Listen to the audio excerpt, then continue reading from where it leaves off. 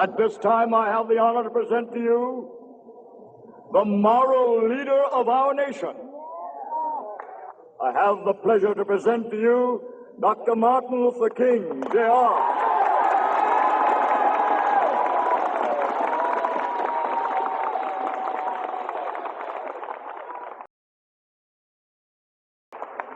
Five score years ago,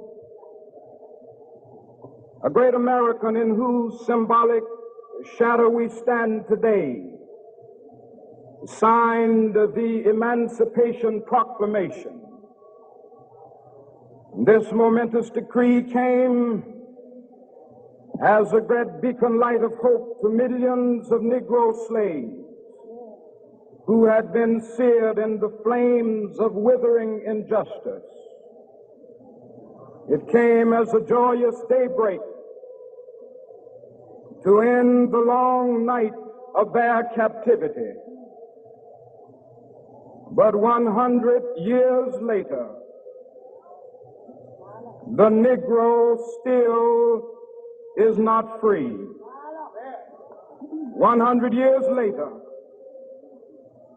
the life of the Negro is still sadly crippled by the manacles of segregation and the chains of discrimination. 100 years later, the Negro lives on a lonely island of poverty in the midst of a vast ocean of material prosperity. 100 years later, the Negro is still languished in the corners of American society and finds himself in exile in his own land. And so we've come here today to dramatize a shameful condition. In a sense, we've come to our nation's capital to cash a check. It is obvious today that America has defaulted on this promissory note insofar as her citizens of color are concerned. Instead of honoring this sacred obligation, America has given the Negro people a bad check, a check which has come back marked insufficient funds.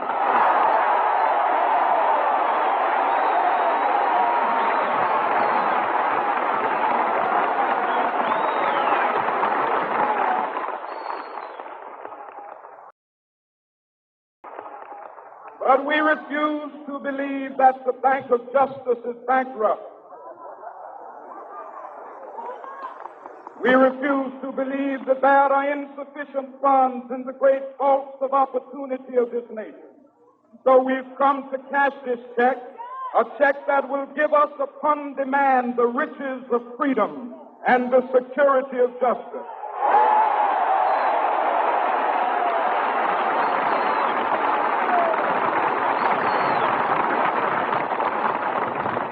We have also come to this hallowed spot to remind America of the fierce urgency of now. This is no time to engage in the luxury of cooling off or to take the tranquilizing drug of gradualism.